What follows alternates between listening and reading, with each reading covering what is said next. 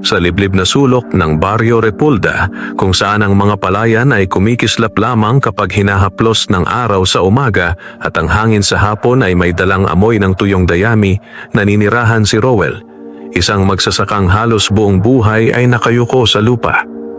Payat ang kanyang katawan, nangingitim sa init ng araw ang balat at ang kanyang mga palad ay makakapal sa kalyo. Ngunit higit sa lahat, ang kanyang mga mata ang pinakamatapang.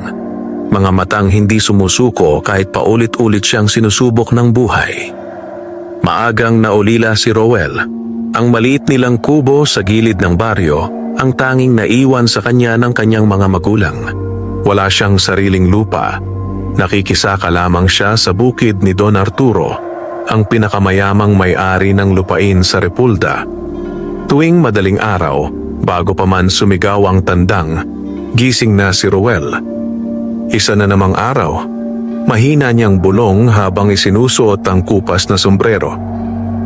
Bitbit ang kanyang kalawit at lumang sako, naglalakad siya ng halos 2 kilometro patungo sa palayan.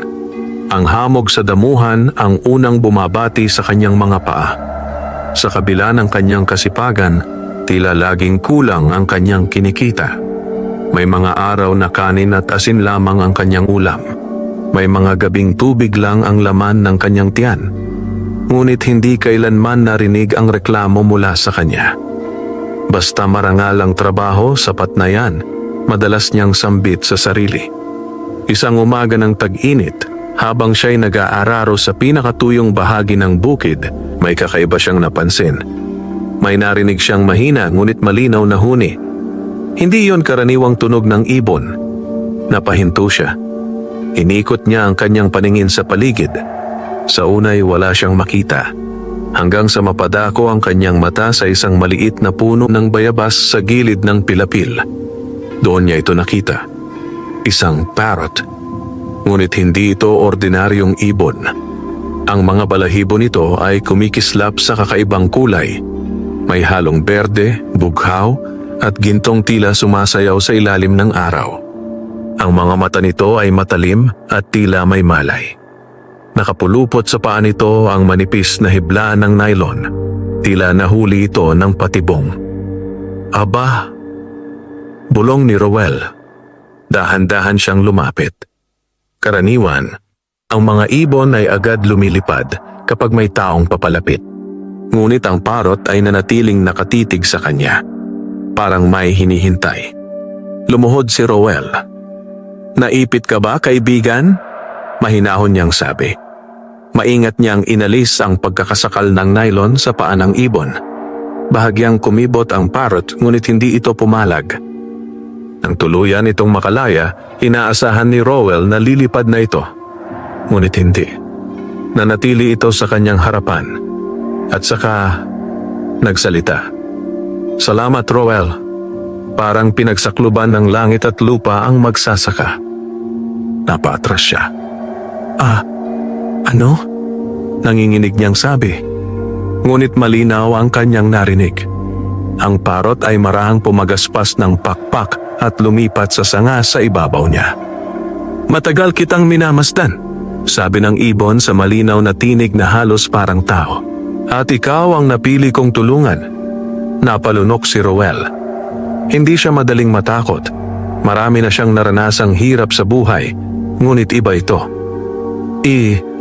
Ibon ka lang. Bulong niya. Mahinang tumawa ang parrot. Hindi lahat ng nakikita mo ay tulad ng iniisip mo. Humihip ang hangin. Sa sandaling iyon, tila nag-iba ang paligid. Ang mga dahon ay kumaluskos kahit walang malakas na hangin. At ang sikat ng araw ay tila mas luminaw. Tahimik na napaupo si Rowell sa pilapil. Hindi siya tumakbo. Hindi siya sumigaw. Sa halip, may kakaibang pakiramdam ng kapayapaan ang dumapo sa kanyang dibdib. Bakit ako? Tanong niya sa wakas. Sumagot ang parrot ng walang pag-aatubili. Dahil kahit wala ka, nagbibigay ka. Kahit gutom ka, hindi ka nagnanakaw. Kahit pagod ka, hindi ka sumusuko. Napayuko si Rowell. Hindi niya alam kung bakit, pero parang may bumigat sa kanyang lalamunan. Marahan siyang napangiti. Kung panaginip man to, sana wag muna akong gisingin. Sa unang pagkakataon sa loob ng maraming taon, may kakaibang pag-asa na kumislap sa kanyang puso. Isang pag-asang hindi niya palubos maipaliwanag. At hindi pa niya alam na ang araw na iyon sa Barrio Repulda ang magsisimula ng pinakamalaking pagbabago sa kanyang buhay. Tahimik ang paligid matapos magsalita ang mahiwagang parot. Ang hangin sa palayan ay tila tumigil at ang karaniwang ingay ng mga kuliglig sa damuhan ay parang naglaho. Nakatitig lamang si Roel sa ibon, pilit inuunawa kung totoo ba ang lahat ng ito o bunga lamang ng pagod at gutom. Hindi ka nananaginip, muling sabi ng parot, tila nababasa ang kanyang iniisip. Napakamot sa ulo si Roel. Kung ganon, ano ka ba talaga? Tanong niya, maingat ang tinig. Marahang pumagaspas ang parot at lumipat sa pilapil, halos isang dangkal lamang ang layo sa kanya. Sa malapitan, mas kitang-kita ni Roel ang kakaibang kinang ng mga balahibo nito, tila may sariling liwanag. Ako ay tagapangalaga, sabi ng ibon. Matagal na akong nagbabantay sa lupaing ito. Napakunot ang noo ni Roel. Tagapangalaga ng Repulda? Tumango ang parot. Ng Repulda at ng mga taong karapat-dapat tulungan. Hindi agad nakapagsalita si Roel. Hindi siya sanay makarinig ng ganitong mga bagay. Sa buong buhay niya, ang pinakakaharap lang niya ay tuyong lupa, utang at pang-aapi ng kapalaran. Ngunit may kung anong sinseridad sa tinig ng ibon na hindi niya maitanggi. Anong tulong? Maingat niyang tanong. Bahagyang yumuko ang parot sa kamarahang nagsalita. Mula ngayon, hindi ka na maghihirap kung mananatili kang tapat. Biglang bumilis ang tibok ng puso ni Roel. Hindi maghihirap? Halos pabulong niyang ulit. Hindi niya maiwasang maalala ang mga gabing kumakalam ang kanyang sikmura. Ang mga araw na halos himatayin siya sa init ng bukid. Ang mga panahong pinapagalitan siya ni Don Arturo dahil kulang daw ang ani. Parang napakalayo ng pangakong iyon sa kanyang realidad. Anong kapalit? Diretso niyang tanong. Hindi siya tanga. Lahat ng bagay may kapalit. Ngumiti ang parot. Oo, malinaw na ngumiti ito. Isang bagay lang ang hihingin ko, sabi nito. Napahigpit ang hawak ni Roel sa kanyang tuhod. Ano yon? Saglit na tumahimik ang ibon bago sumagot. Manatili kang mabuti. Kahit dumating ang kasaganaan. Napakurap si Roel. Iyon lang? Hindi niya alam kung matatawa siya o magdududa. Iyon lang? Tanong niya. Tumango ang parot. Marami ang bumabagsak kapag umaangat ang buhay. Marami ang nakakalimot kung saan sila nanggaling. Tumahimik si Roel. Dahan-dahan siyang napayuko. Sa totoo lang, hindi niya kailanman pinangarap ang yaman. Ang gusto lang niya ay sapat na pagkain, maayos na bubong, at buhay na hindi kailangang mangutang para makaraos. Kung tutulungan mo ako, mahina niyang sabi, hinding-hindi ako magbabago. Matagal siyang tinitigan ng parrot na parang sinusukat ang laman ng kanyang puso. Pagkaraan ng ilang sandali, marahang itong lumipad at dumapo sa kanyang balikat. Nagulat si Roel, ngunit hindi siya gumalaw. Simula ngayon, bulong ng ibon malapit sa kanyang tainga, magiging magkaagapay tayo. Biglang umihip ang malamig na hangin. At sa hindi may paliwanag na paraan, may naramdaman si Roel na parang dumaloy mula sa balikat niya pababa sa buong katawan. Isang init na hindi nakakapaso, kundi nakapagpapalakas. Nanlaki ang kanyang mga mata. Ano yon? Hingal niyang tanong. Unang biyaya, sagot ng parrot. Sa sandaling iyon, may narinig silang sigaw mula sa di kalayuan. Hoy! Roel! Napalingon siya. Si Mang Pedro, ang kapwa niya magsasaka, ay papalapit habang hinihingal. "Rowell, buti nandito ka," sabi nito. "May problema sa kabilang pilapil. Biglang bumigay ang dike." Agad na tumayo si Rowell. Ang parot ay tahimik lamang na nanatili sa kanyang balikat. "Nasaan?" Mabilis niyang tanong. "Sa may silangang bahagi, yung bagong tanim ni Don Arturo." Hindi na nagdalawang isip si Rowell. Tumakbo siya. Ngunit hindi niya alam na ang simpleng araw na yon sa palayan ang unang hakbang patungo sa kapalarang babago sa kanyang buhay at susubok sa kabutihang ipinangako niyang hindi niya kailan matatalikuran. Humahagibis ang takbo ni Rowell sa makitid na pilapil, kasunod ang hingal ni Mang Pedro. Sa bawat hakbang, ramdam niya ang kakaibang lakas sa kanyang katawan. Parang mas magaan ang kanyang mga paa at mas malinaw ang kanyang paningin. Pagdating nila sa silangang bahagi ng bukid, agad nilang nakita ang problema. Bumigay nga ang dike. Malakas ang agos ng tubig na pumapasok sa taniman ni Don Arturo at kung hindi ito maaagapan, malulunod ang bagong tanim na palay. Naku po, napahawak sa ulo si Mang Pedro. "Patay tayo kay Don Arturo." Wala nang inaksayang oras si Rowell. "Pedro, kumuha ka ng mga sako," utos niya. Agad naman tumakbo ang matanda. Samantala, lumusong si Rowell sa putikan. Dati, hirap siyang gumalaw sa ganitong kalalim na pilapil. Madalas pa nga siyang nadudulas. Pero ngayon, parang iba. Mabilis siyang nakakilos. Malakas ang kanyang hatak sa mga batong inilalagay niya sa siwang ng dike. Kahit ang mabibigat na putik ay parang gumagaan sa kanyang mga kamay. Tahimik lamang ang parot sa kanyang balikat, ngunit ang mga mata nito ay kumikislap. Maya-maya, dumating si Mang Pedro na may dalang 3 sako. "Rowell, eto." Natigilan ito. Napatitig ang matanda. "Hoy, paano mo?" Halos kalahati na ng siwang ang natakpan ni Rowell. Mag-isa. Hingal na napangiti si Rowell. "Bilis lang po kumilos," simpleng sagot niya. Ngunit sa loob-loob niya, ramdam niyang hindi iyon normal. May dumadaloy na kakaibang lakas sa kanyang mga braso. Mabilis nilang naisalansan ang mga sako at bato. Ilang minuto pa, tuluyan ng humina ang agos hanggang sa tuluyang huminto ang pagtagas ng tubig. Tahimik na bumuntong hininga si Mang Pedro. "Salamat sa Diyos," bulong nito. Pagkatapos ay muling tumingin kay Rowell, may halong pagtataka. "Rowell, parang iba ka ngayon ah." Napakamot si Rowell sa batok. "Ganun po ba?" Pilit niyang pinakalma ang sarili. Hindi niya pa kayang ipaliwanag ang lahat. Biglang may panibagong boses na umalingaw-ngaw sa likuran. "Anong nangyari dito?" Sabay silang napalingon.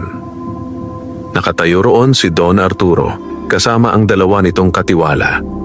Matangkad ang matanda, matalim ang mga mata, at nakakunot ang noo habang sinusuri ang dike. Lumunok si Mang Pedro. "Di Don Arturo, bumigay po ang dike kanina pero naayos na." Putol ni Don Arturo habang nakatingin kay Rowell. Dahan-dahang lumapit ang mayaman. "Mag-isa mo bang ginawa to?" Sandaling natahimik si Rowell. "Tinulungan po ako ni Mang Pedro." Mahinahon niyang sagot. Ngunit tumiling ang matanda. "Hindi ako bulag." Tumahimik ang paligid. Ilang sandaling pinagmasdan ni Don Arturo ang inayos na bahagi ng dike, saka muling tumingin kay Rowell. Ngayon ay may kakaibang interes na sa kanyang mga mata. "Simula bukas," sabi nito, "ikaw na ang mga ngasiwa sa silangang taniman." Nanlaki ang mata ni Mang Pedro. "Di Don Arturo, si Rowell po?" Tumango ang matanda. Kung kaya niyang gawin to sa loob ng ilang minuto, may silbi siya. Hindi agad nakapagsalita si Rowell. Sa buong buhay niya, ngayon lang siya nabigyan ng ganitong tiwala. Ngunit bago pa siya makasagot, Bahagyang kumiskis ang parot sa kanyang balikat at bumulong ng mahina na siya lang ang nakakarinig. Unang pinto pa lang yan. Dahan-dahang napalunok si Roel. Habang papalubog ang araw sa Barrio Repulda, unti-unti niyang nararamdaman na nagsisimula ng gumalaw ang kapalarang matagal ng tahimik sa kanyang buhay. Hindi agad nakaimik si Roel habang papalayo si Don Arturo kasama ang mga katiwala nito. Naiwan siyang nakatayo sa pilapil, may bahagyang putik pa sa kanyang mga paa at pawis sa noo.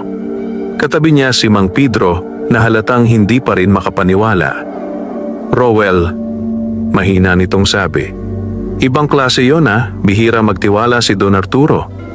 Napakamot si Roel sa batok. "Oo nga po," tugon niya, ngunit sa loob-loob niya ay mas malalim ang kanyang iniisip. Marahang gumalaw ang parot sa kanyang balikat. "Simula pa lang yan," bulong nito. Napahinga ng malalim si Roel at nagpaalam muna kay Mang Pedro bago siya umuwi. Habang naglalakad siya sa makitid na daan pauwi sa kanyang kubo, ang kalangitan ay unti-unti nang kinukulayan ng kahel at lila ng dapit hapon. Tahimik ang baryo. Tanging huni ng kuliglig at mahinang ihip ng hangin ang kasama niya. Pagdating niya sa kanyang maliit na kubo, agad siyang naupo sa kahoy na bangko sa labas. Marahan namang lumipad ang parot at dumapo sa bubong na pawid. Ngayon, sa unang pagkakataon, mas malinaw niya itong napagmasdan. "Hindi ka talaga ordinaryong ibon," bulong ni Roel. Bahagyang ikiniling ng parot ang ulo nito. "Matagal na kitang pinagmamasdan," sabi nito. "Alam ko ang bawat gutom na gabi mo." Napayuko si Roel. Parang may kumurot sa kanyang dibdib. "Kung totoo ngang tutulungan mo ako," mahina niyang sabi, "ayokong may masaktan dahil sa akin." Sandaling natahimik ang ibon. Pagkaraan, marahan itong lumipad pababa at dumapo sa harap niya. "Ang biyayang ibinibigay ko," sabi ng parrot, "ay para sa marunong gumamit nito." Biglang kumislap ang mga mata nito. "Pero tandaan mo, Roel, darating ang araw na susubukin ka." Napakunot ang noo ng magsasaka. "Susubukin?" Hindi sumagot ang parrot.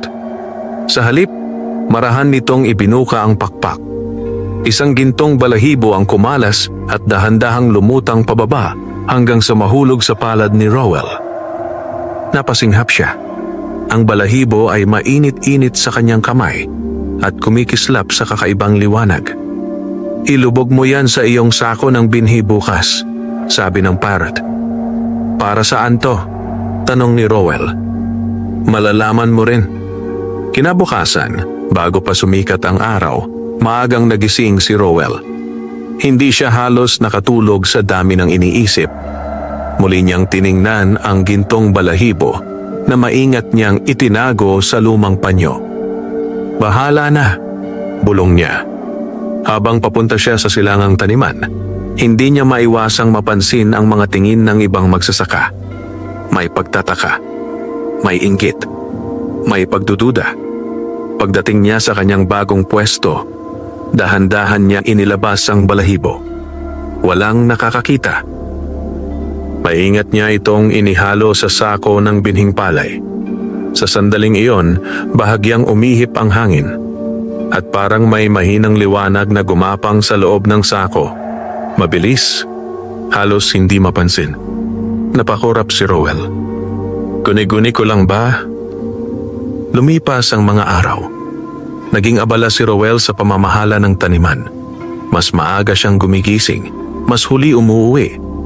Ngunit kahit pagod, may kakaiba siyang sigla. Pagkaraan ng isang linggo, nagsimulang mapansin ng lahat ang hindi pangkaraniwan.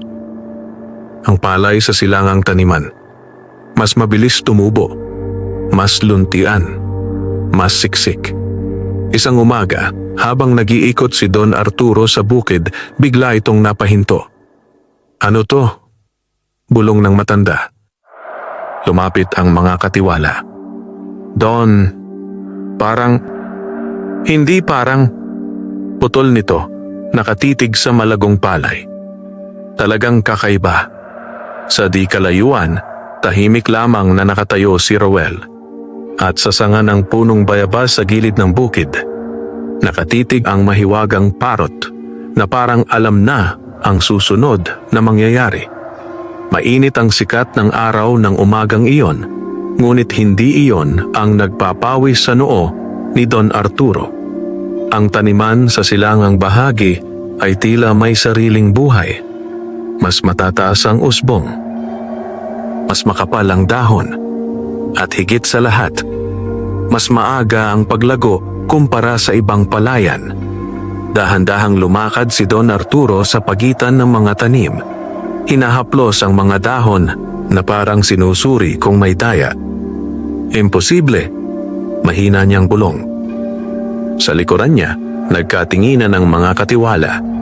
Samantala, sa di kalayuan, nakatayo lamang si Rowell.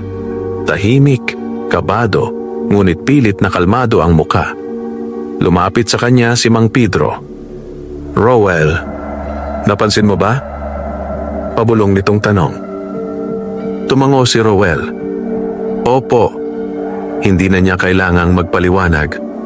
Kitang-kita naman. Muling nagsalita si Don Arturo. Ngayon ay nakatingin na kay Rowell. "Ikaw ang may hawak ng bahaging ito, hindi ba?" "Ganun nga po." Mahinahon niyang sagot.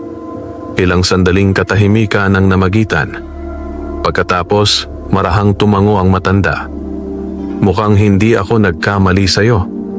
Parang nabunutan ng tinik si Rowell. Ngunit bago pa tuluyang gumaan ang kanyang pakiramdam, may sumingit na boses mula sa kabilang pilapil.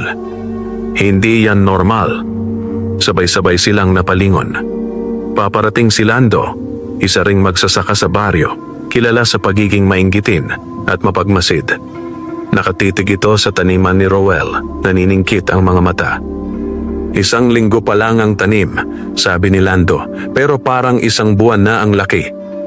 Nanahimik ang paligid. Unti-unting nagsimulang magbulungan ng ibang magsasaka.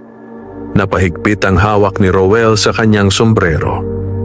Alam niyang darating ang ganitong sandali. Dahan-dahang lumapit si Lando, paikot-ikot na parang may hinahanap na bakas ng panlilinlang. "May ginagawa ka bang kakaiba, Rowell?" Tanong nito, may bahid ng hinala. Sandaling tumahimik si Rowell. Sa gilid ng kanyang paningin, nakita niya ang parot na nakadapo sa malayong sanga, tahimik, nagmamasid. Naalala niya ang bilin. "Manatili kang mabuti." Huminga ng malalim si Rowell. "Wala po," diretso niya ang sagot. "Masipag lang po ako mag-alaga."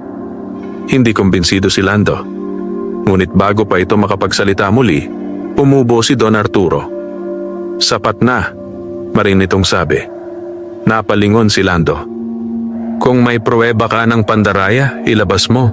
Kung wala, bumalik ka sa trabaho mo." Napaatras si Lando, ngunit hindi nawala ang masamang tingin nito kay Rowell. "Magbabantay ako," malamig nitong sabi bago tuluyang umalis. Unti-unting nagbalikan sa trabaho ang mga magsasaka. Ngunit ramdam ni Rowell, may nagbago na. Pagkalipas ng ilang oras, habang papalubog ang araw at nagsisiuwian na ang mga tao, lumapit ang parot at dumapo sa kanyang balikat. Tulad ng sabi ko, mahina nitong bulong. Nagsisimula na ang pagsubok. Napabuntong hininga si Rowell. "Alam ko," sagot niya. Saglit siyang tumingin sa malawak na taniman, ang tanim na unti-unting nagdadala ng pag-asa sa kanya at inggit sa iba. "Kung ito ang kapalit," bulong niya, "kakayanin ko." Ngunit sa di kalayuan, sa likod ng punong mangga, may matang nagmamasid. At ang matang iyon ay kay Lando, na may binubuong balak sa kanyang isipan. Kinagabihan, tahimik ang Baryo Repulda. Tanging huni ng kuliglig at mahinang kaluskos ng mga dahon ang maririnig habang unti-unting nilalamon ng dilim ang mga palayan. Sa loob ng kanyang maliit na kubo, nakaupo si Rowell sa gilid ng kahoy na papag. May hawak siyang tasa ng mainit na tubig. Hindi siya mapakali.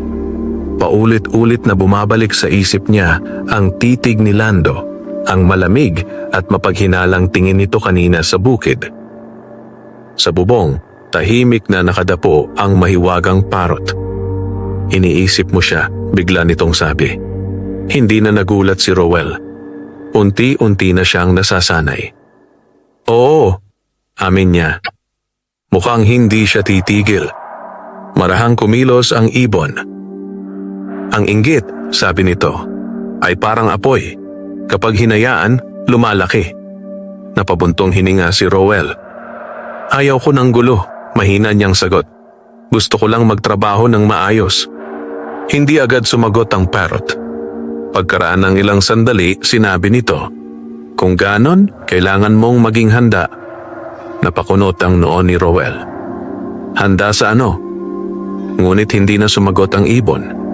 Sa halip, ipinikit nito ang mga mata. Parang may pinakikinggan sa hangin. Lumipas ang gabi.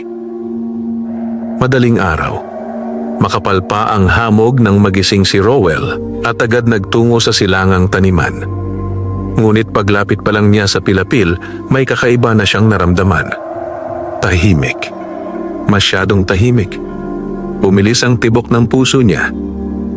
Pagdating niya sa mismong taniman, parang gumuho ang mundo niya. Nakayapak siyang napahinto. Hindi, pabulong niyang sabi. Ang ilang bahagi ng palayan, nakalugmok. May mga yapak sa putik. May mga tangkay na sinadyang yurakan. Halatang sinabotahe. Nanlamig ang mga kamay ni Rowell. Dahan-dahan siyang lumuhod at hinaplos ang mga nasirang tanim. Sinong gumawa nito? Nanginginig niyang bulong. Sa likuran niya, biglang dumapo ang parot sa kanyang balikat. Hindi ito nagsalita agad.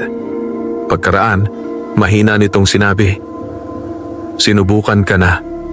Napapikit si Rowell. Ramdam niya ang kirot, hindi lang sa tanim, kundi sa puso.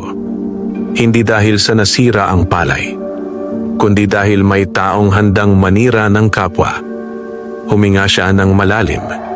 Pagmulat niya ng mata, wala na ang takot. Napalitan ng tahimik na determinasyon. Hindi ako susuko, mariin niyang sabi. Tumango ang parot. Maganda. Sa sandaling iyon, may narinig silang mga yabag papalapit. Si Don Arturo. Kasama ang ilang magsasaka. At sa hulihan, si Lando na may kunwaring gulat sa mukha. Anong nangyari dito? Malakas na tanong ng matanda. Tumayo si Rowell. Hindi siya nagsumbong. Hindi siya nagturo. May nanira po kagabi. Mahinahon niyang sagot. Sumulyap si Don Arturo sa paligid. Kita ang pagkainis sa muka. Samantala, si Lando ay tahimik. Ngunit sa gilid ng kanyang labi, may bahagyang ngising pilit niyang itinatago. Hindi iyon nakaligtas sa mata ng parot. Mahina itong bumulong kay Rowell. Ngayon, makikilala mo ang tunay na laban. At habang unti-unting sumisikat ang araw sa Barrio Repulda, mas luminaw ang landas na tatahakin ni Rowell. Isang landas na susubok hindi lang sa kanyang lakas, kundi sa kabutihan ng kanyang puso. Hindi nagtagal ang katahimikan matapos makita ni Don Arturo ang sinapit ng taniman. Mabigat ang kanyang mukha habang sinusuri ang mga yupi at bakas ng paa sa putikan. Sayang ang tanim, malamig niyang sabi. Nag-igting ang panga ni Rowell, ngunit pinili niyang manahimik. Sa kanyang balikat, naramdaman niya ang bahagyang paggalaw ng parrot, tila nagpapaalala. Manatili kang mabuti. Huminga siya ng malalim. Don Arturo, mahinahon niyang sabi. Maaayos pa po ito. Hindi pa lubusang patay ang mga tanim. Napatingin ang matanda sa kanya. May bahagyang pagdududa sa mga mata nito, ngunit may halo ring pag-usisa. Kaya mo? Tanong nito. Tumango si Rowell. Opo, kung papayagan ninyo. Saglit na nag-isip si Don Arturo bago sumagot. Sige, Bibigyan kita ng 3 araw. Kapag hindi bumawi ang bahaging to, hindi nito tinapos ang pangungusap, ngunit malinaw ang ibig sabihin. Tumango si Roel. Sapat na po iyon. Unti-unting nagsiuwian ang mga tao.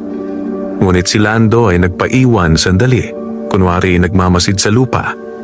Bago tuluyang umalis, napatingin siya kay Roel. May hamon sa kanyang mga mata. Nang tuluyang wala na ang iba, lumuhod si Roel sa gitna ng nasirang tanim. Napapikit siya. Kaibigan, mahina niyang bulong sa parot. Kaya pa ba to? Marahang lumipad ang ibon at dumapo sa isang tuyong tangkay. Hindi pa huli ang lahat, sagot nito. Pero kailangan mong pagtrabahuhan. Tumango si Roel. Iyon naman ang alam niyang gawin. Buong maghapon, hindi siya tumigil. Inayos niya ang mga natumbang tangkay. Pinatibay ang pilapil. Maingat niyang nilinis ang putik sa paligid ng mga ugat. Minsan, lumuluhod siya sa init ng araw. Minsan, halos hindi na niya maramdaman ang kanyang likod sa pagod. Ngunit hindi siya huminto.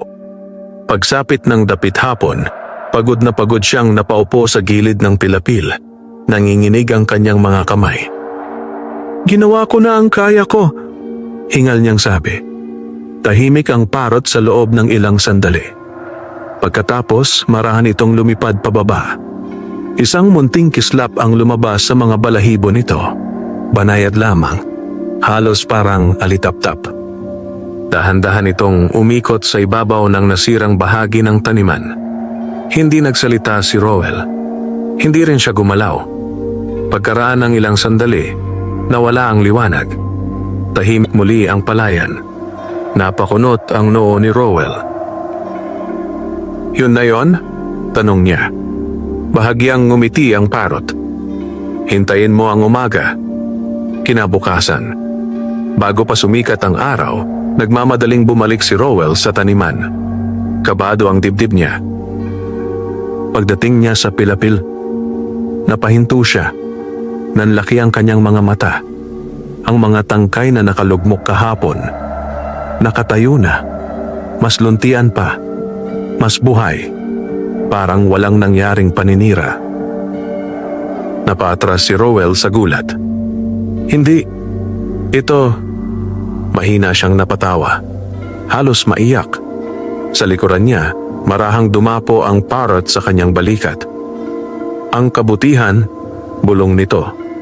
Kapag sinamahan ng sipag, nagbubunga. Napapikit si Roel.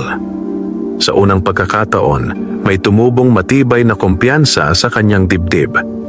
Ngunit sa di kalayuan, may isang pares ng matang muling nakamasid. At sa pagkakataong ito, mas madilim na ang balak ni Lando. Lumipas ang mga araw na parang hangin sa Baryo Repulda. Unti-unting kumalat ang balita tungkol sa silangang taniman. Maging ang mga matatandang magsasaka ay napapailing sa hiwaga ng paglago ng palay ni Roel. Kahit si Don Arturo ay madalas nang magpunta roon, hindi nagalit ang muka kundi tahimik na paghanga. Samantala, si Roel ay lalo pang nagsipag. Mas maaga siyang gumigising. Mas maingat siyang magtrabaho. At sa bawat araw na lumilipas, mas lumalago ang ani. Ngunit habang sumasagana ang kanyang taniman, mas umiitim ang puso ng isang tao. Isang gabi, habang tahimik ang buong baryo at ang buwan ay bahagyang natatakpan ng ulap, may isang aninong gumapang sa gilid ng palayan. Si Lando. May dala siyang maliit na sisidlan. Madilim ang kanyang mukha habang dahan-dahan siyang lumulusong sa pilapil. Hindi pwedeng mas umangat ka sa akin, Roel, pabulong niyang sabi. Maingat niyang binuksan ang sisidlan. Sa loob nito ay may maitim na pulbos. Dahan-dahan niya itong iwinalis sa ilang bahagi ng taniman. Hindi niya napansin na sa mataas na sanga ng bayabas, may pares ng matang nagmamasid. Ang mahiwagang parrot. Kumikislap ang mga mata nito sa dilim. Kinabukasan, Masiglang naglakad si Roel patungo sa bukid. Magaan ang pakiramdam niya. May pag-asa, may sigla. Ngunit pagdating pa lamang niya sa unang pilapil, bigla siyang napahinto. May kakaiba. May ilang bahagi ng taniman na naninilaw. Hindi tulad ng dati. Hindi ito yapak. Hindi ito pagkakayupi. Parang nalalanta. Unti-unting nanlamig ang kanyang mga kamay. Lumuhod siya at hinaplos ang isang dahon. Hindi maganda to. Mahina niyang bulong.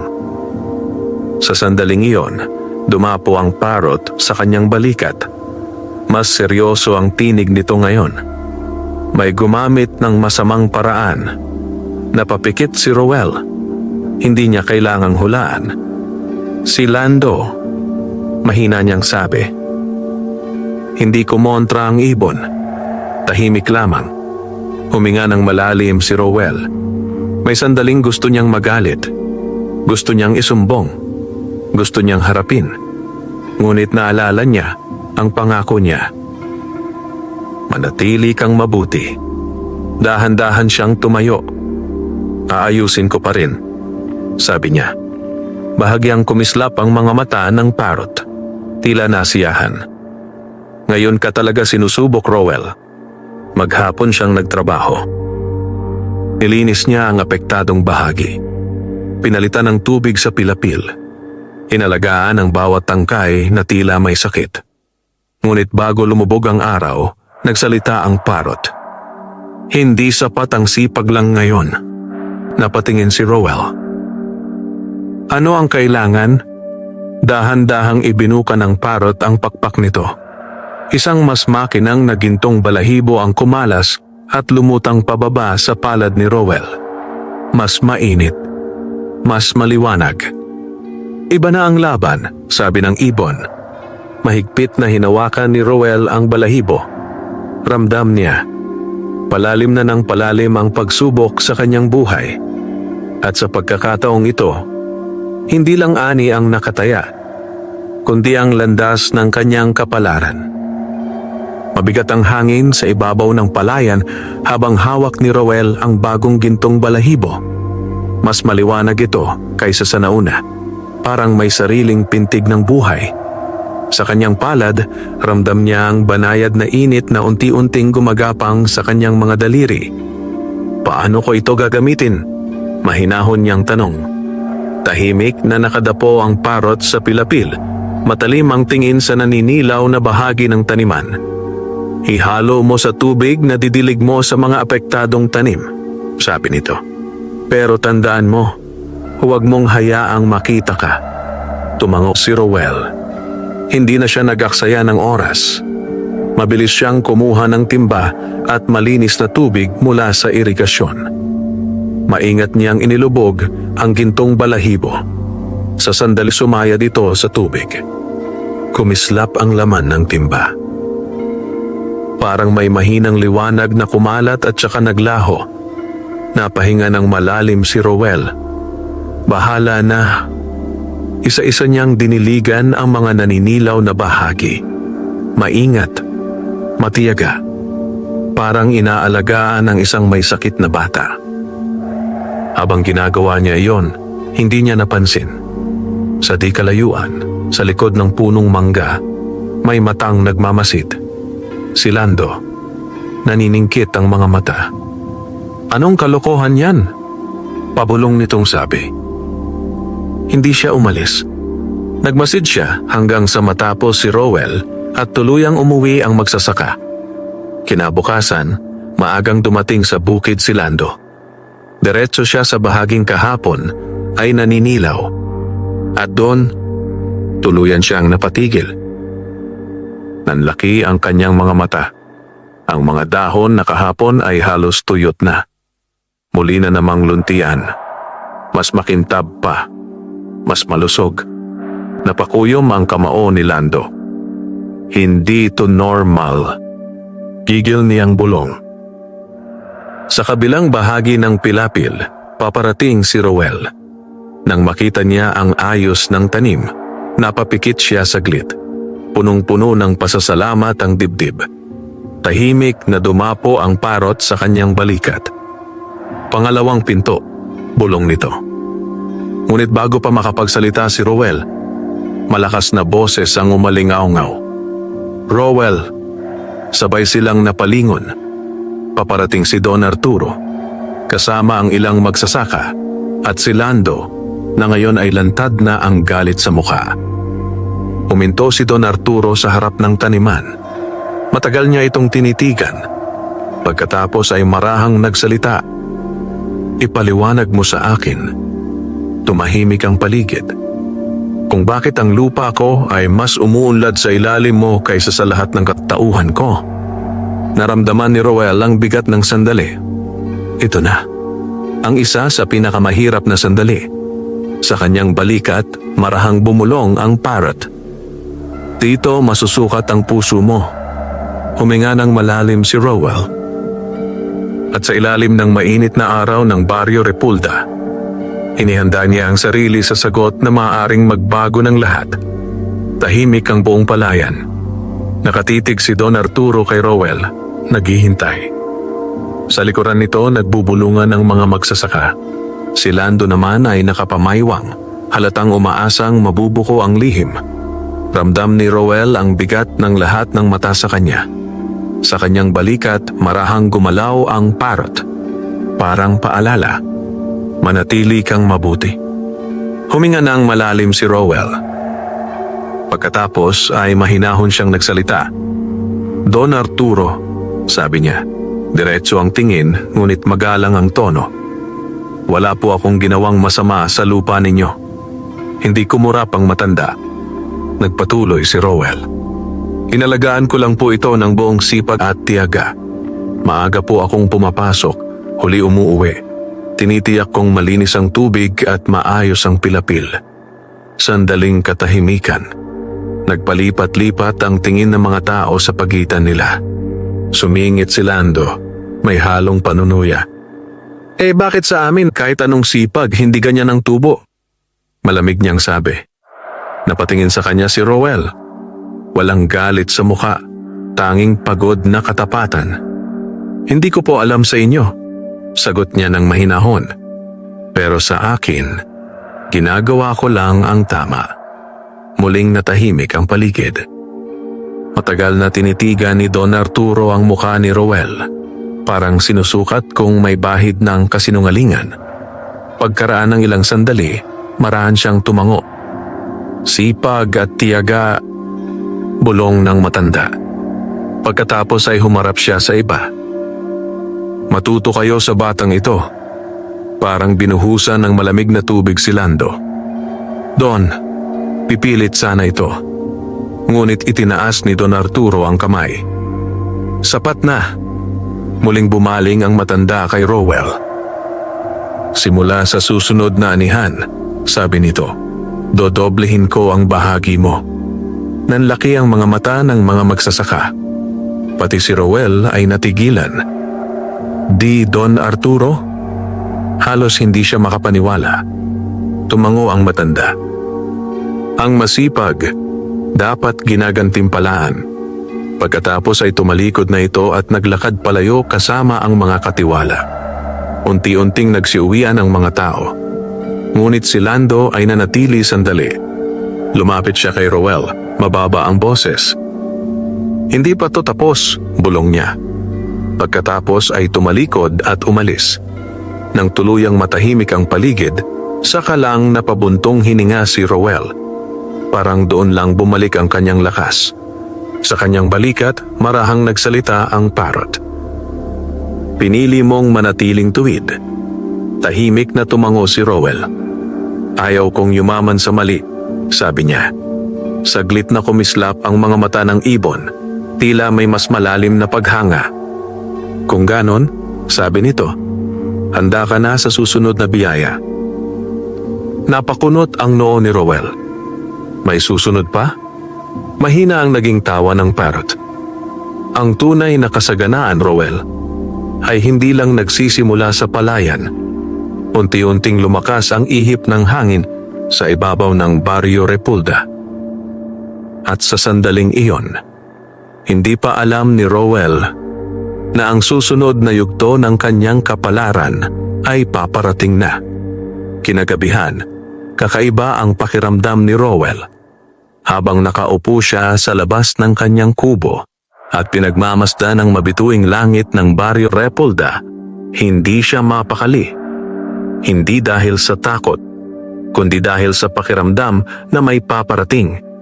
Sa bubong ng kubo, tahimik na nakadapo ang mahiwagang parot.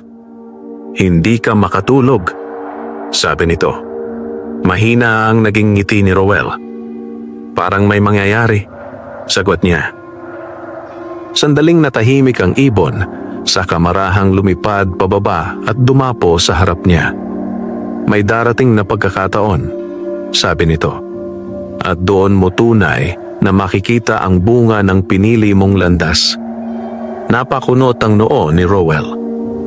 Anong pagkakataon? Ngunit bago pa sumagot ang parrot, may malakas na katok sa kanyang tarangkahan. Tok! Tok! Tok! Nagkatinginan sila.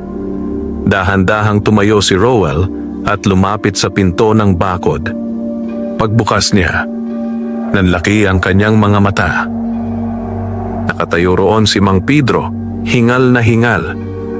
"Rowell," sabi ng matanda, "pinapatawag ka ni Don Arturo. Ngayon din." "Ngayon?" Gulat ni Rowell. Tumango si Mang Pedro. May mahalagang sasabihin daw. Ilang sandali lang ay naglalakad na si Rowell patungo sa malaking bahay ni Don Arturo. Tahimik ang gabi, ngunit mabigat ang hangin. Parang may hinihintay ang buong baryo. Pagdating niya sa bakuran ng malaking bahay, sinalubong siya ng isa sa mga katiwala. "Pumasok ka," sabi nito. Pagpasok ni Rowell sa maluwang na sala, naroon si Don Arturo. Nakaupo sa malaking silya. Seryoso ang mukha. "Umupo ka, Rowell," sabi ng matanda. Sumunod siya. Sandaling katahimikan. Pagkatapos ay nagsalita si Don Arturo, mabagal ngunit malinaw. "May alok ako sa iyo." Bahagyang kumabog ang dibdib ni Rowell. "Alok po," tumango ang matanda. "Balak kong ipamahala sa iyo ang kalahati ng silangang lupain sa susunod na taniman." Parang tumigil ang mundo ni Rowell. Kalahati po." Halos pabulong niyang ulit. Hindi bilang katiwala lang, dagdag ni Don Arturo, kundi bilang kasosyo. Nanlaki ang mga mata ni Rowell. Sa buong buhay niya, hindi niya kailanman inisip na maririnig niya ang salitang iyon. Kasosyo. Tahimik ang buong silid. Marahang nagsalita si Don Arturo.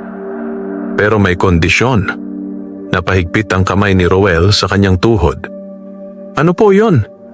Diretsong tumingin sa kanya ang matanda. "Patunayan mong kaya mong palaguin hindi lang ang isang bahagi, kundi ang buong lupa." Muling bumilis ang tibok ng puso ni Rowell. Ito na ang pinakamalaking pagsubok. Sa kanyang balikat, halos hindi marinig na bumulong ang parrot. Ang susunod na pinto, bukas na. Huminga ng malalim si Rowell. At sa gabing iyon sa Baryo Repolda, isang bagong yugto ng kanyang kapalaran ang tuluyang nagsimula. Hindi agad nakasagot si Rowell. Ang salitang kasosyo ay paulit-ulit na umuugong sa kanyang isip. Parang napakalayo nito sa batang dating nakikisaka lamang para may maipangkain. Huminga siya ng malalim at marahang tumango. "Kung pagtitiwalaan ninyo ako, Don Arturo, gagawin ko po ang lahat ng makakaya ko." Matagal siyang tinitigan ng matanda. Pagkaraan, bahagya itong ngumiti. Unang beses na nakita iyon ni Rowell. "Iyan ang gusto kong marinig."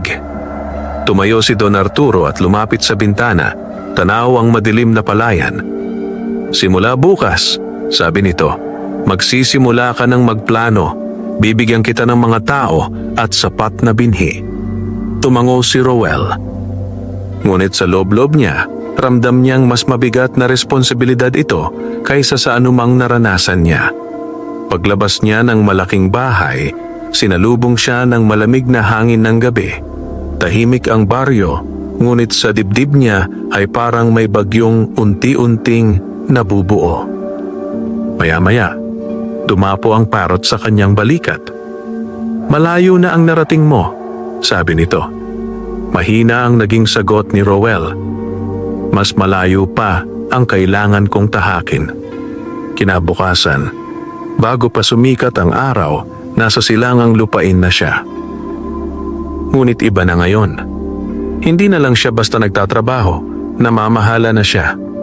Pinagmasdan niya ang malawak na bahagi ng lupang ipinagkatiwala sa kanya. Mas malaki ito ng ilang ulit kaysa sa dati niyang inaalagaan. Huminga siya ng malalim. "Kakayanin natin to," bulong niya sa sarili. Dumating ang mga tauhan ni Don Arturo, 3 magsasakang nakasanayan na ang lumang paraan ng pagtatanim. "Rowell," sabi ng isa, "si Berting, ano ang plano mo?" Sandaling nag-isip si Rowell. Naalala niya ang bawat natutunan niya nitong mga nakaraang linggo. Ang maayos na patubig, ang tamang agwat ng tanim, ang maingat na pag-aalaga, at ang mga tahimik na gabay ng mahiwagang parrot.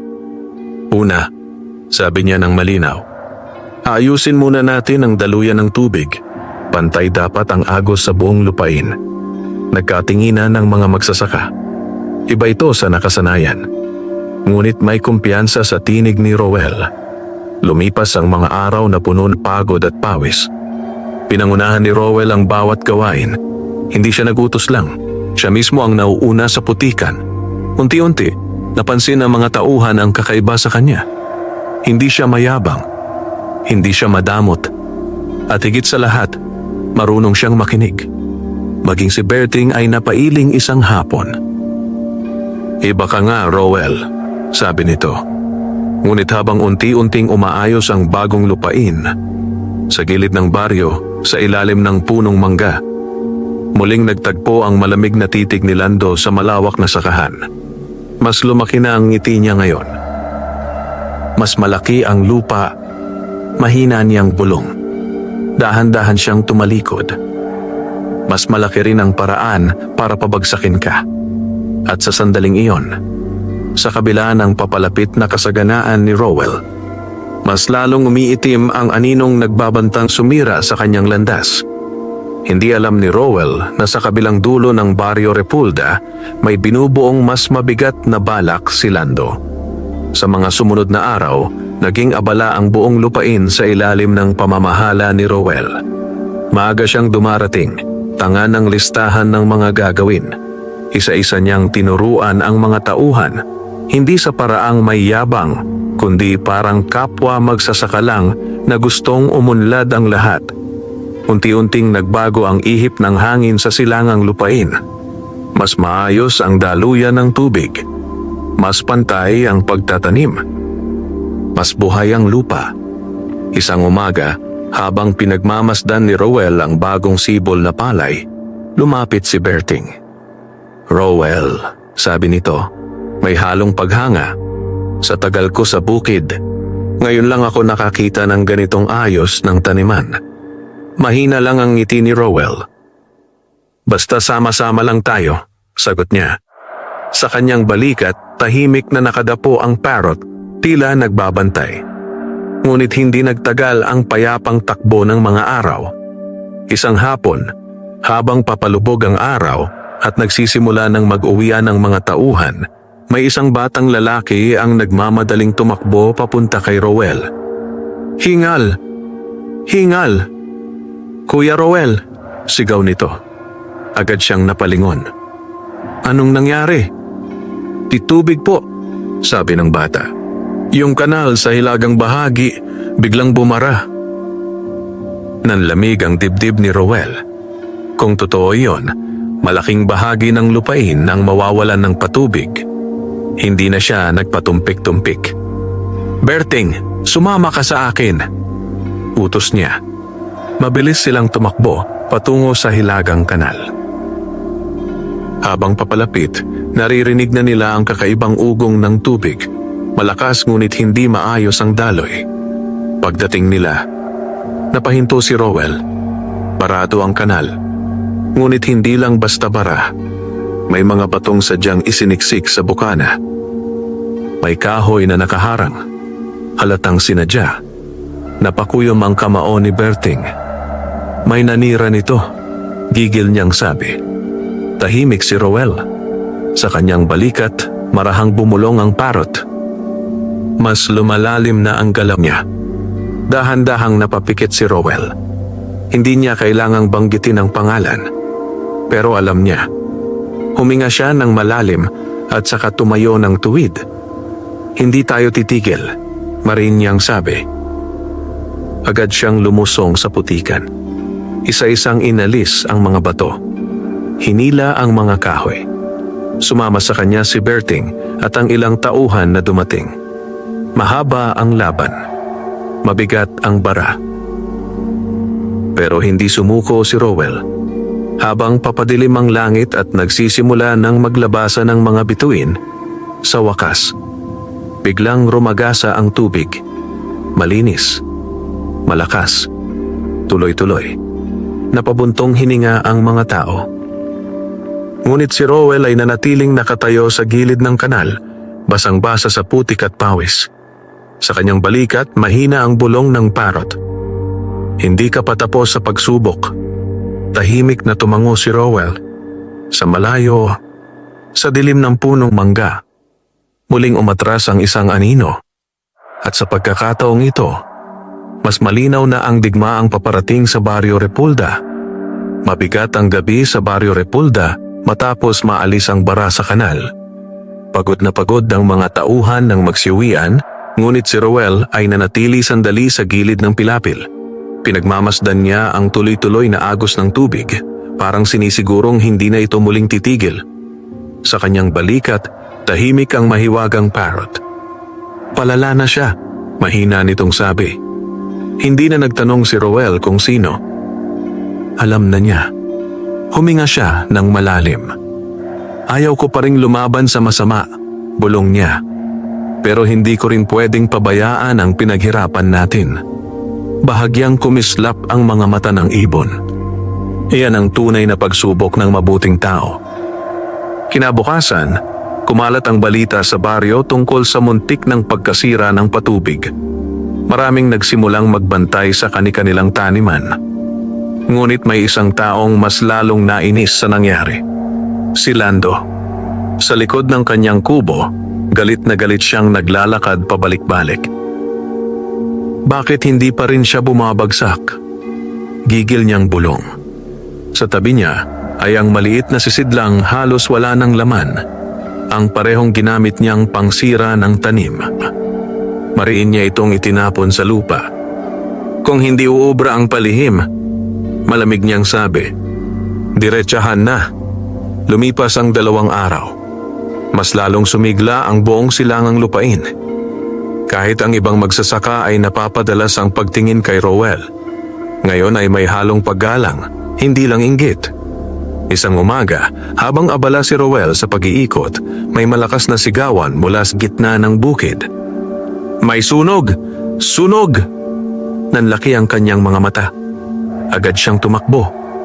Pagdating niya sa gitnang bahagi ng lupain, nanlamig ang kanyang katawan. May bahagi ng tuyong dayami na nagliliyab. Hindi pa malaki ang apoy, pero mabilis itong kakalat kung hindi maaagapan. Tubig, bilisan!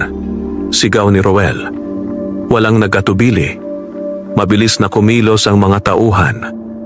May nagbuhos ng tubig, may naglatag ng basang sako, may humahampas sa apoy gamit ang dahon ng saging.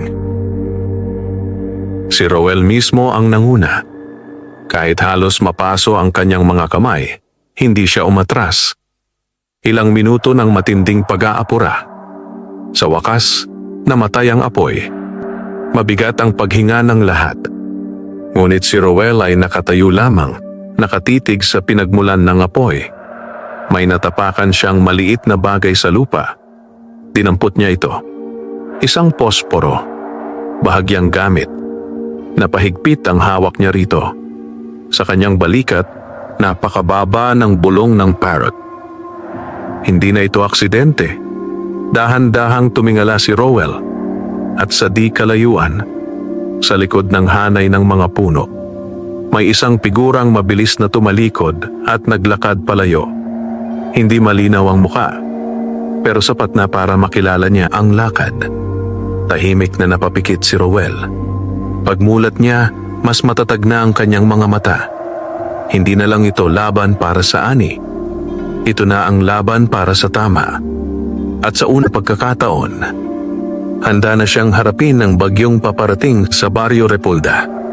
Hindi na nagtagal ang katahimikan matapos ang muntik na sunog. Magdamag, halos hindi nakatulog si Rowell. Nakaupo siya sa gilid ng kanyang papag.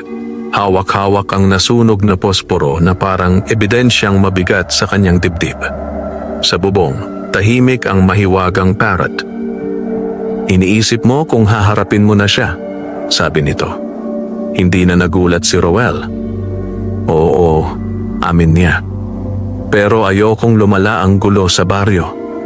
Marahang lumipad pababa ang ibon at dumapo sa harap niya. May tamang oras ang bawat laban, sabi nito. Pero tandaan mo, ang hindi pagsugpo sa masama minsan ay pagpayag din dito. Tumahimik si Rowell. Malalim ang tinamaan ng mga salitang iyon. Kinabukasan, maaga siyang nagtungo sa bukid gaya ng dati. Ngunit ngayon, mas mapagmasid ang kanyang mga mata. Bawat pilapil, bawat kanal, bawat bunton ng dayami, sinusuri niya. Hindi nagtagal, lumapit si Berting. Rowell, sabi nito, mababa ang boses. Marami nang napapansin sa baryo. Napatingin siya. Anong ibig mong sabihin?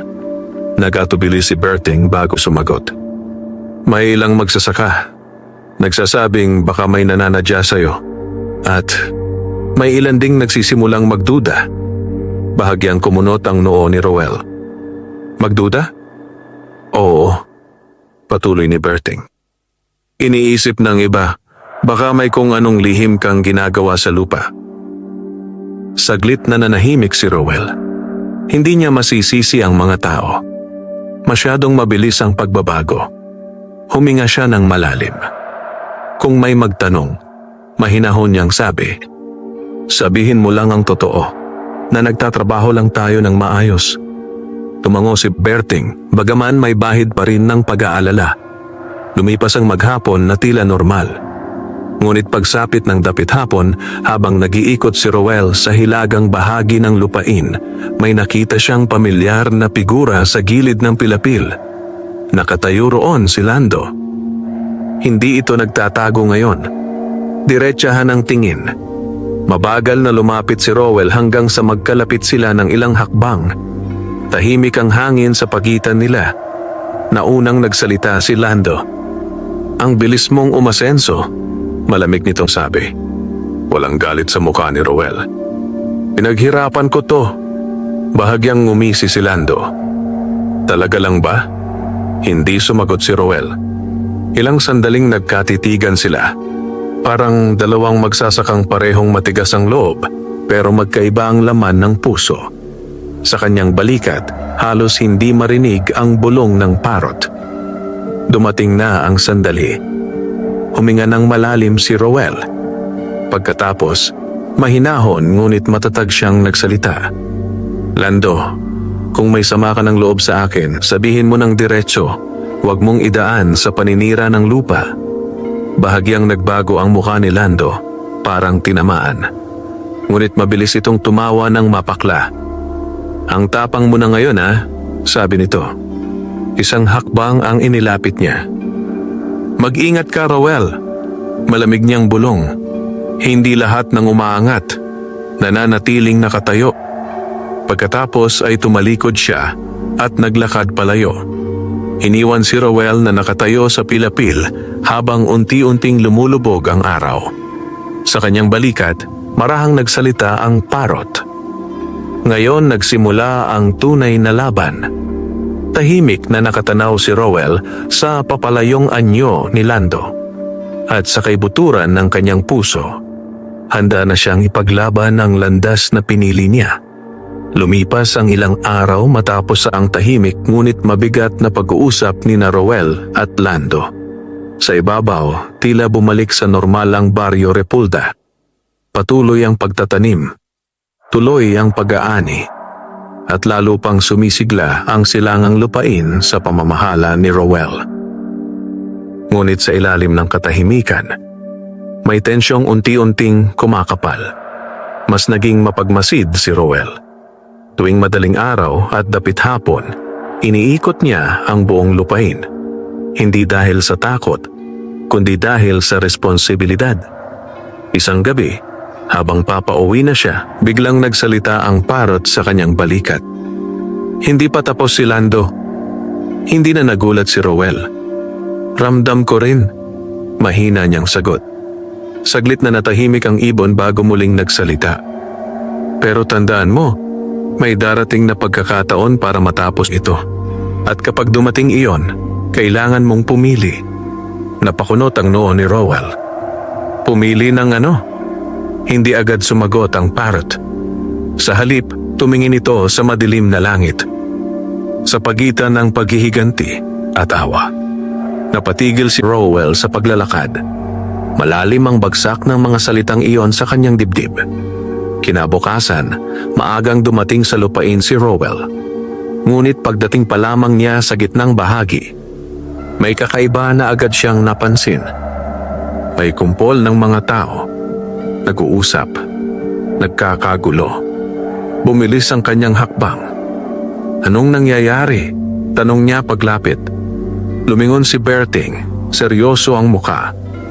Rowell, may nahuli. Nanlaki ang mga mata niya.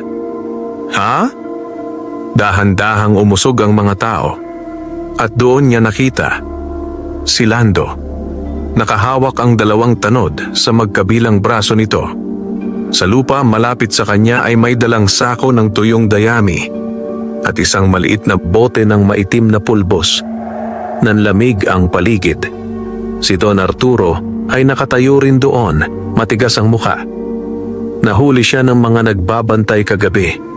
Mabigat na sabi ng matanda. Tahimik ang lahat. Unti-unting napatingin ang mga tao kay Rowell. Parang hinihintay ang sasabihin niya. Sa kanyang balikat, napakababa ng bulong ng parrot. Dumating na ang sandali ng pagpili. Napatitig si Rowell kay Lando. Hindi na ito galit ngayon. Hindi rin mayabang.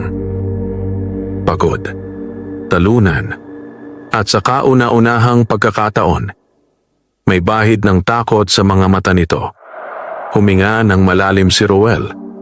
Mabigat ang dibdib. Ito na ang sandaling kayang baguhin ang takbo ng lahat.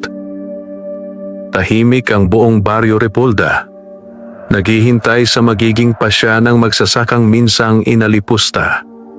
Ngunit ngayoy may kapangyarihang magpasiya. Mabigat ang hangin sa gitna ng lupain. Lahat ay nakatingin kay Rowell. Ang mga magsasaka, ang mga tanod, si Don Arturo, at higit sa lahat, si Lando na ngayon ay hindi na makatingin ng tuwid. Sa balikat ni Rowell, halos hindi marinig ang bulong ng parrot. Ngayon masusukat ang puso mo. Huminga ng malalim si Rowell. Ramdam niya ang pintig ng kanyang dibdib. Hindi sa galit, kundi sa bigat ng desisyong kailangang gawin. Isang hakbang ang inilapit niya kay Lando. Nanatiling tahimik ang lahat. Nang magsalita si Rowell, mahinahon ang boses, walang yabang, walang puot. Totoo ba? Tanong niya. Saglit na nagatubili si Lando. Pagkatapos, dahan-dahan itong napayuko. Oo, paos nitong sagot. May mga bulungan sa paligid. Napahigpit ang panga ni Don Arturo. Kung ganon, mariin nitong sabi, ipapakulong. Sandali po. Nagulat ang lahat. Si Rowell ang nagsalita. Muling bumaling sa kanya ang mga tao. Dahan-dahang tumingin si Rowell kay Don Arturo. Don Arturo, maaari po bang ako muna ang magsalita? Matagal siyang tinitigan ng matanda. Pagkaraan, Marahan itong tumango. Sige. Muling humarap si Roel kay Lando. Tahimik ang kanyang mga mata, ngunit hindi malamig. Bakit mo ginawa? Tanong niya. Saglit na nanahimik si Lando. Pagkatapos ay napakuyom ang kamao nito. Dahil, paos nitong sabi, lahat ng hirap ko, parang wala lang nang dumating ka. May ilang napabuntong hininga sa paligid. Nagpatuloy si Lando. Ngayon ay nanginginig ang boses. Habang ako, taon nang nagpapagod. Ikaw, biglang umangat. Tahimik na nakinig si Roel. Walang pagtutol. Walang pangungutya. Matagal ang katahimikan. Pagkatapos, marahang nagsalita si Roel. Lando, hindi kita kaaway. Unti-unting napaangat ang ulo ni Lando. Kung gusto mong umangat, dagdag ni Roel, sumabay ka sa amin. Huwag kang manira. Nagulat ang mga tao. Maging si Don Arturo ay napakunot ang noo. Dahan-dahang tumingin si Roel sa matanda. Don Arturo, kung papayag po kayo. Sandaling huminto ang kanyang boses. Bigyan po natin siya ng pagkakataon magbago. Parang tumigil ang mundo. Sa balikat ni Roel, bahagyang kumislap ang mga mata ng parot, tila may malalim na paggalang. Matagal na walang nagsalita. Pagkatapos, bumuntong hininga si Don Arturo. Roel, mabigat nitong sabi, malaki ang kasalanan niya. Opo, sagot ni Roel, pero mas malaki po ang pwedeng maitama. Muling natahimik ang paligid. Sa wakas, dahan-dahang tumango si Don Arturo. Kung ikaw ang mananagot sa kanya, pagbibigyan ko. Nagiba ang hangin sa paligid. Unti-unting lumuwag ang hawak ng mga tanod kay Lando. Hindi makapaniwala ang lalaki. Bakit? Paos niyang tanong kay Roel. Mahina lang ang ngiti ng magsasaka. Dahil may naniwala rin sa akin noon. Tuluyan nang napayuko si Lando. Sa unang pagkakataon. Bumagsak ang kanyang mga balikat. Hindi sa galit, kundi sa bigat ng kahihiyan at pagkakataong ibinigay sa kanya. Sa balikat ni Roel, marahang bumulong ang parot. Binuksan mo ang pinakamahalagang pinto. At sa ibabaw ng tahimik na Barrio Repulda, unang sumikat ang liwanag ng tunay na kasaganaan, hindi lang sa lupa, kundi sa puso ng isang taong piniling maging mabuti hanggang dulo. Hindi agad naghiwa-hiwalay ang mga tao matapos ang naging pasya. May ilan na napapailing, may ilan na humanga, at may ilan na tahimik lang na nag-isip. Sa gitna ng lahat, nakatayo si Lando. Tila hindi pa rin lubos makapaniwala na hindi siya ipapakulong. Dahan-dahan siyang lumapit kay Roel. Hindi ko inaasahan to, paos niyang sabi. Tahimik lang si Roel. Wala siyang hinihintay na pasasalamat.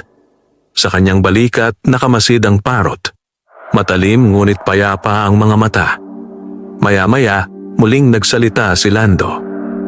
Kung papayag ka, hirap nitong sabi. Gusto kong bumawi. Nagkatinginan ang ilang magsasaka. Ito ang unang beses na narinig nilang nagsalita si Lando ng walang yabang. Marahang tumango si Roel. Magtrabaho ka lang ng maayos, sagot niya. Doon nagsisimula ang pagbabago. Napayuko si Lando at marahang tumango. Hindi na kailangan ng maraming salita. Unti-unting naghiwa-hiwalay ang mga tao. Bumalik sa dati ang galaw ng bukid. Ngunit may nabago na sa ihip ng hangin sa Barrio Repulda. Lumipas ang mga linggo. Sa ilalim ng pamamahala ni Roel, at ngayon ay may kasamang nagsisikap na si Lando, lalo pang sumigla ang buong lupain. Mas naging maayos ang trabaho. Mas naging maingat ang pagbabantay. At unti-unti, nabawasan ang bulong ng inggit sa baryo. Isang dapit hapon, Habang pinagmamasdan ni Roel ang malawak na palayan na kumikislap sa ginintuang liwanag ng araw, marahang dumapo ang parot sa kanyang balikat. "Malayo na ang narating mo," sabi nito. Mahina ang ngiti ni Roel. "Hindi ko magagawa kung wala ka." Bahagyang umiling ang ibon. "Hindi, Roel, ako ay gabay lang." Saglit itong tumingin sa malawak na lupain. "Ang tunay na nagbago sa buhay mo ay ang puso mong piniling manatiling mabuti." Tahimik si Roel. Tinatanaw niya ang mga magsasakang masiglang nagtatrabaho, kasama na si Lando, na ngayon ay tahimik ngunit masipag sa pilapil. Sa unang pagkakataon sa maraming taon, magaan ang pakiramdam ng buong baryo. Unti-unting ibinuka ng parot ang pakpak nito. Napansin iyon ni Roel. "Kaibigan," mahina niyang sabi, "aalis ka na ba?" Saglit na tumingin sa kanya ang mahiwagang ibon. May bahid ng ngiti sa mga mata nito. "Natupad mo na ang dahilan kung bakit kita pinili." Bahagyang kumirot ang dibdib ni Roel. "Magkikita pa ba tayo?" Mahina ang naging sagot ng parrot. Kapag may puso na namang handang maging mabuti, marahang pumagaspas ang pakpak nito. At sa ilalim ng ginintuang langit ng Barrio Repulda, unti-unti itong lumipad palayo, hanggang sa tuluyang naging maliit na kislap sa malayo. Tahimik na napangiti si Roel. Sa kanyang harapan, ang malawak na palayan ay sumasayaw sa hangin, sagana, buhay at puno ng pag-asa. At doon nagsimula ang bagong yugto ng kanyang buhay. Hindi na bilang mahirap na magsasaka, kundi bilang taong pinayaman hindi lang ng biyaya, kundi ng kabutihang pinili niyang panindigan hanggang dulo. Lumipas ang mga buwan sa Barrio Repulda na parang banayad na agos ng ilog. Sa unang pagkakataon sa mahabang panahon, naging sagana ang ani ng buong baryo. Hindi na lamang ang silangang lupain ni Roel ang maunlad, unti-unti ring gumanda ang kalagayan ng ibang magsasaka. Ipinasa ni Roel ang kanyang natutunan. Ibinahagi niya ang tamang agwat ng tanim, ang maayos na patubig, ang sabayang pagtutulungan.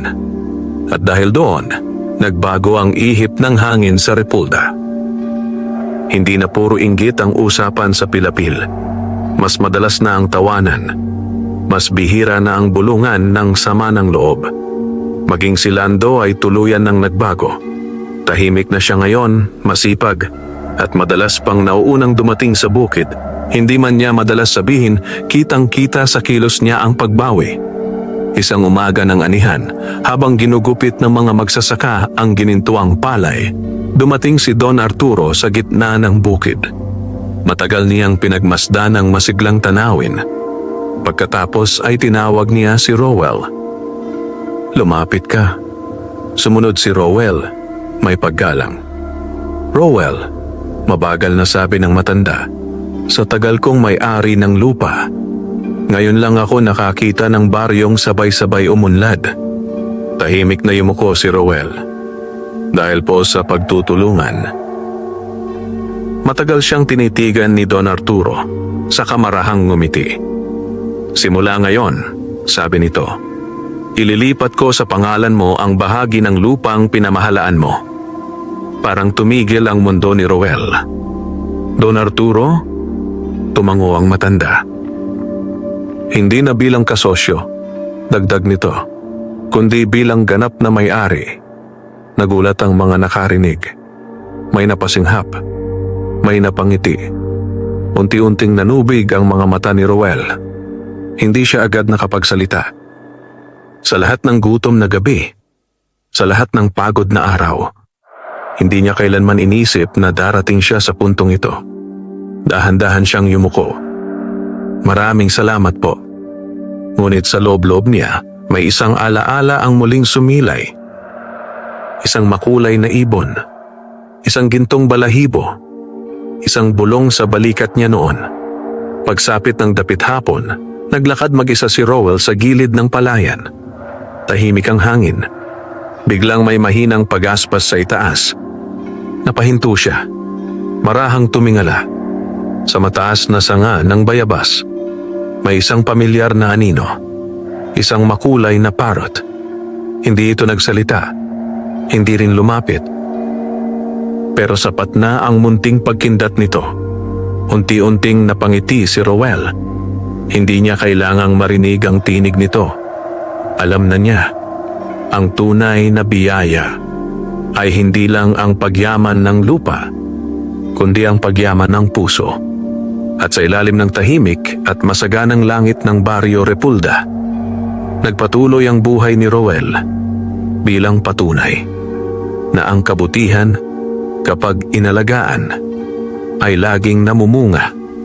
Taon ang lumipas sa Barrio Repulda at ang dating tahimik na pamayanan ay naging buhay na buhay sa kasaganaan.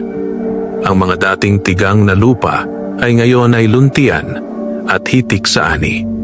Ang mga kubong dati butas-butas ang bubong ay napalitan ng mas matitibay na bahay. At sa gitna ng pagbabagong iyon, nanatiling payak ang pamumuhay ni Roel. Hindi siya nagbago. Maaga pa rin siyang gumigising. Sumasama pa rin siya sa bukid. At higit sa lahat, hindi niya kinalimutan ang mga panahong siya'y kapos at nag-iisa. Isang umaga, habang abala ang mga tao sa paghahanda para sa pinakamalaking anihan ng baryo, may dumating na matandang lalaki sa Repulda. Payat, alikabok ang damit. Halatang pagod sa mahabang paglalakad. Diretso itong nagtungo sa bukid ni Roel. "May hinahanap po kayo?" Magalang na tanong ni Roel nang mapansin ang matanda. Tumingin sa kanya ang matanda. Matalim, ngunit may kakaibang lambing ang mga mata. "Ikaw ba si Roel ng Repulda?" tanong nito. "Opo." Ngumiti ng bahagya ang matanda. "Marami akong narinig tungkol sa iyo." Hindi agad nakapagsalita si Roel. May kung anong pamilyar sa pakiramdam niya. Parang may matagal ng koneksyon na hindi niya maipaliwanag. "Halika," sabi ni Roel. "Magpahinga muna kayo. Mainit ang araw." Pinaupo niya ang matanda sa lilim at binigyan ng tubig at pagkain. Gaya ng ginagawa niya sa kahit sinong dumadayo sa kanilang baryo. Tahimik na kumain ang matanda. Pagkatapos, tumingin ito ng diretso kay Roel. "Hindi ka nagbago," mahina nitong sabi. Napakunot ang noo ni Roel. "Po?" Ngumiti ang matanda. At sa sandaling iyon, bahagyang kumislap ang kanyang mga mata. Parang nakita na iyon ni Roel noon. Biglang umihip ang hangin. At sa di kalayuan, may narinig na mahinang pagaspas ng pakpak. Nanlaki ang mga mata ni Roel. Muling bumaling sa kanya ang matanda. "Ang tunay na kayamanan," sabi nito, "ay nasa taong marunong magbahagi kahit wala pa." Unti-unting bumilis ang tibok ng puso ni Roel. Sandali, mahina niyang bulong. Ngunit sa isang iglap, parang kumislap ang hangin sa paligid ng matanda. At nang kumurap si Roel, wala na ito sa kanyang harapan. Tanging ang isang gintong balahibo ang naiwan sa upuan. Tahimik ang buong paligid. Dahan-dahang dinampot ni Roel ang balahibo. Mainit-init pa rin. At sa itaas ng malawak na kalangitan ng Barrio Repulda, may isang makulay na parrot na lumilipad palayo, kumikislap sa sikat ng araw. Mahina ngunit malinaw ang bulong na umaling-aungaw sa hangin. "Magpatuloy ka, Roel." Unti-unting napangiti ang magsasaka. Habang sa kanyang paligid, ang Repulda ay patuloy na sumasagana. Bilang patunay na ang kabutihang itinanim sa lupa ay kailanmay hindi nasasayang. Mula noon, mas lalong naging tahimik ngunit makabuluhan ang mga araw ni Roel sa Barrio Repulda. Ang gintong balahibong iniwan ng mahiwagang nilalang ay maingat niyang itinago sa loob ng lumang kahon, katabi ng mga alaala ng kanyang mahirap na nakaraan. Hindi na niya iyon kailangang gamitin sapagkat sapat na ang aral na iniwan nito sa kanyang puso. Sa bawat anihan, mas lalo pang umuunlad ang baryo. Nagkaroon ng maliit na kamalig para sa sama-samang imbakan ng palay. na ipagawa ang bagong kanal na pantay ang patubig sa lahat ng sakahan. At sa tulong ni Rowell, may ilang kabataang magsasaka ang natutong magtanim ng mas maayos kaysa dati. Isang hapon, habang naglalakad siya sa pilapil, lumapit sa kanya si Lando. Ngayon ay iba na ang tindig. Mas payapa, mas mahinahon. "Rowell," sabi nito, "salamat sa pagkakataong ibinigay mo noon." Mahina lang ang ngiti ni Rowell. "Basta ipagpatuloy mo lang ang tama." Tumango si Lando at sa unang pagkakataon, walang bakas ng inggit sa kanyang mga mata, tanging paggalang. Pagkaraan ng ilang buwan, nagpasya si Rowell na magpatayo ng isang maliit na paaralan sa gilid ng baryo. Hindi man siya nakapag-aral ng mataas, alam niyang doon magsisimula ang tunay na pagbabago ng susunod na henerasyon. Noong araw ng pagbubukas, nagtipo ng buong Repulda. May mga batang nakangiti. May matatandang napapailing sa tuwa. At sa gitna ng masayang pagtitipon, tahimik lang na nakatayo si Rowell. Pinagmamasdan ng lahat. Biglang umihip ang hangin.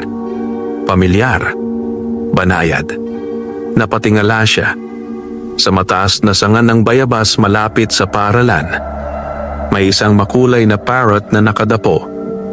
Sandali lang, isang iglap. Pagkatapos ay pumagaspas ito at lumipad patungo sa malawak na langit. Hindi na ito hinabol ni Rowell. Hindi na rin siya nagtaka. Sa halip, marahan siyang napangiti. Dahil alam na niya na ang tunay na hiwaga ay hindi lamang nasa mahiwagang ibon, kundi sa pusong marunong magtiwala, magpatawad at magbahagi. At habang ang araw ay unti-unting lumulubog sa masaganang Baryo Repulda, nagpatuloy ang kwento ni Rowell, isang dating mahirap na magsasaka, na pinayaman hindi lang ng mahiwagang parrot, kundi ng kabutihang pinili niyang itanim sa bawat araw ng kanyang buhay. Dumaan pa ang maraming panahon sa Baryo Repulda, at ang pangalan ni Rowell ay hindi na lamang basta binabanggit, ito'y naging huwaran. Kapag may batang nagtatanong kung paano umasenso ang baryo, iisa ang sagot ng matatanda. Dahil may isang magsasakang hindi nagbago ang puso. Ngunit sa kabila ng pag-unlad, nanatiling mapagpakumbaba si Rowell. Tuwing madaling araw, makikita pa rin siyang naglalakad sa pilapil, tanga ng lumang sombrero, parang bumabalik sa mga araw na siya'y nagsisimula pa lamang.